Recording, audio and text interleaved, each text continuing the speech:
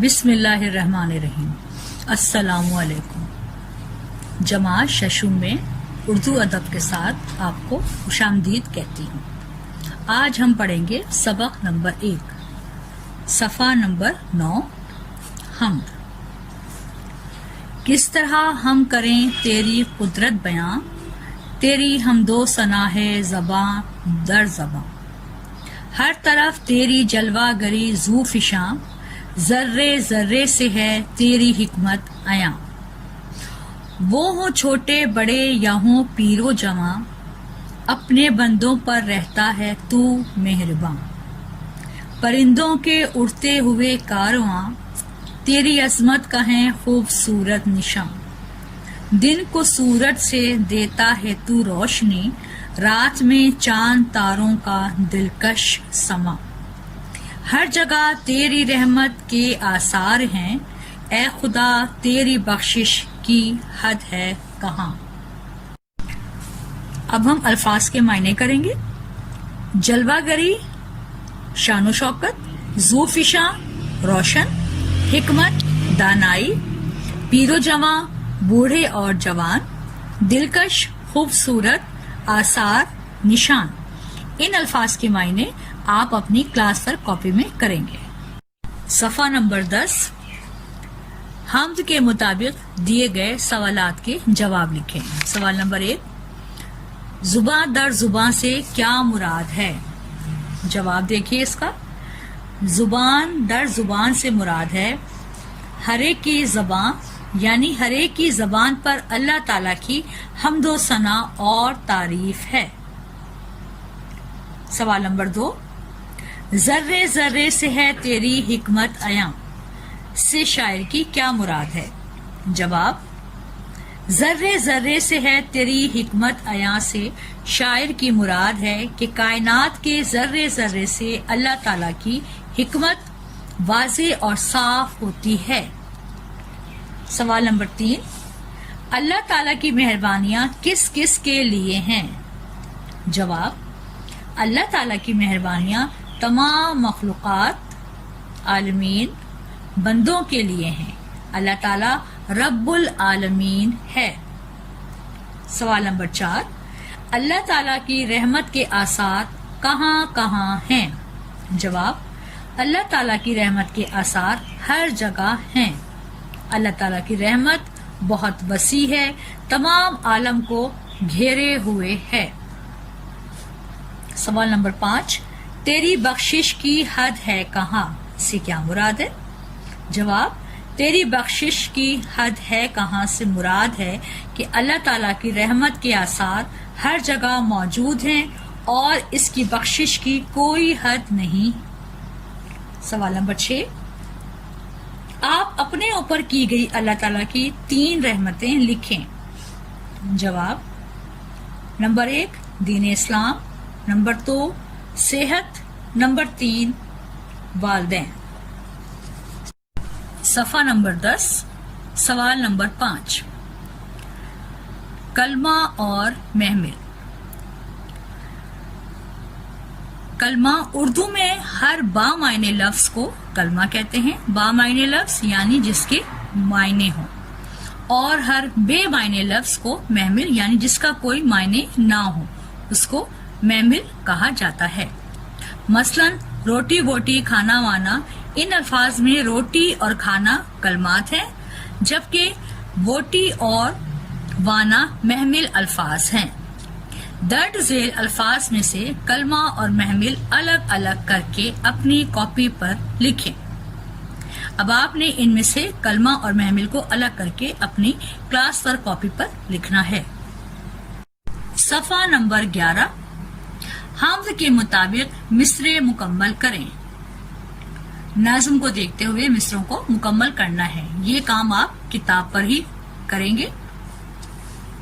हर तरफ तेरी डैश गरी ज़ूफिशां, हर तरफ तेरी जलवा गरी। जर्रे जर्रे से है तेरी डैश आया, अपने डैश पर रहता है तू मेहरबान। तेरी डैश का है खूबसूरत निशान, ए खुदा तेरी डैश की हद है कहाँ। صفحہ نمبر 11 سوال نمبر 7 کالم الف میں دیے گئے الفاظ کو کالم بے میں ان کے معنی سے ملائیں. کالم الف حکمت، عظمت، دلکش، پیر و جواں، عیاں، ثنا. کالم بے بڑے اور چھوٹے، واضح، تعریف، دانائی، بڑائی، خوبصورت. اب آپ کالم الف کو کالم بے سے ملائیے. حکمت کو ملائیں گے ہم دانائی، عظمت بڑائی، دلکش خوبصورت، پیر و جواں بڑے اور چھوٹے، عیاں واضح، ثنا تعریف. صفحہ نمبر 11 سوال نمبر 9 درج ذیل الفاظ اپنے جملوں میں استعمال کریں. بخشش، قدرتی مناظر، لطف اندوز ہونا، عظمت، حکمت. یہ کام آپ نے اپنی کلاس اور کاپی میں الفاظ کے جملے بنانے ہیں. اب ہم حمد کی تشریح کریں گے.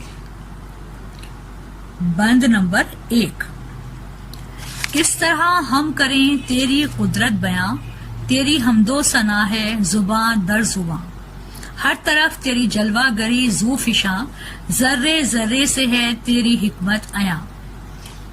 سب سے پہلے اوپر لکھیں گے آپ حوالہ. نظم کا نام حمد، شاعر کا نام ضیاء الرحمان ضیاء. تشریح ہیڈنگ ڈالیں گی. تشریح کی اللہ تعالیٰ کی قدرت ہر جگہ موجود ہے. انسان کس طرح اللہ تعالیٰ کی قدرت کو بیان کر سکتا ہے؟ اس کائنات کا ذرہ ذرہ اللہ تعالیٰ کی تعریف کرتا ہے، خواہ انسان ہو یا حیوان، چرند ہو یا پرند، سب اپنے اپنے انداز میں باری تعالیٰ کی حمد و ثنا کرتے ہیں. ہر طرف اللہ تعالیٰ کے جلوے نمایاں ہیں. اس کائنات کے ذرے ذرے سے اللہ تعالیٰ کی حکمت واضح ہوتی ہے. بند نمبر 2 وہ ہوں چھوٹے بڑے یا ہوں پیر و جواں، اپنے بندوں پر رہتا ہے تو مہرباں. پرندوں کے اڑتے ہوئے کارواں، تیری عظمت کا ہے خوبصورت نشان. تشریح اللہ تعالیٰ کی مہربانیوں کے آثار ہر جگہ ہر شخص پر ہیں، خواہ وہ بچہ ہو یا بوڑھا یا کوئی جوان. اللہ تعالیٰ کی ذات سب پر یکساں مہربان ہے. گویا کائنات کا ایک ذرہ بھی اللہ تعالیٰ کی رحمت سے محروم نہیں. کائنات میں انواع اقسام کے پرندے ہیں، سب اپنی اپنی اڑان بھرتے ہیں. یہ سب اللہ تعالیٰ کی عظمت کا واضح نشان ہے. اللہ تعالیٰ نے انہیں بھی جینے کا سلیقہ اور خوراک حاصل کرنے کا طریقہ بتایا ہے. اب آخری بند دیکھیے. دن کو سورج سے دیتا ہے تو روشنی، رات میں چاند تاروں کا دلکش سما، ہر جگہ تیری رحمت کے آثار ہیں، اے خدا تیری بخشش کی حد ہے کہاں. تشریح اس شعر میں شاعر کہتا ہے اللہ تعالیٰ اپنی قدرت سے دن کو سورج کے ذریعے روشنی کرتا ہے اور رات کو سورج غروب ہو جاتا ہے. رات کو تارے اور چاند آسمان پر نظر آتے ہیں.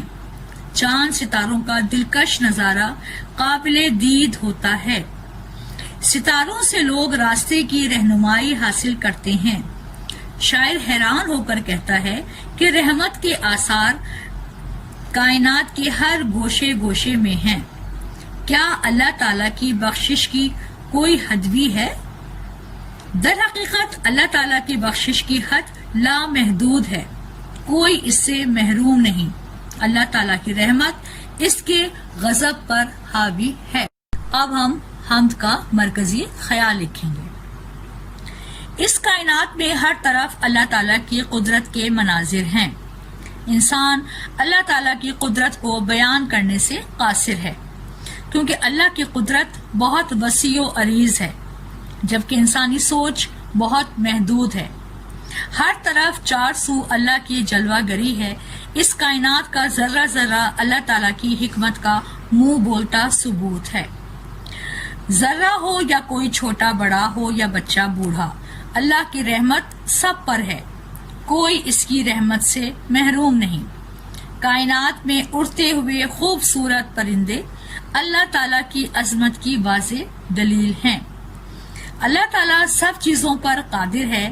وہ دن کو سورج عطا کرتا ہے اور رات کو چاند تاروں کا دلکش منظر، سب اس کی رحمت کے آثار ہیں اور یہ آثار لامحدود ہیں۔ اللہ تعالیٰ کی بخشش کی انتہا کی کوئی حد نہیں۔ حمد کی تشریح اور حمد کا مرکزی خیال، یہ آپ اپنی کلاس سر کاپی میں والدین کی رہنمائی میں کریں گے۔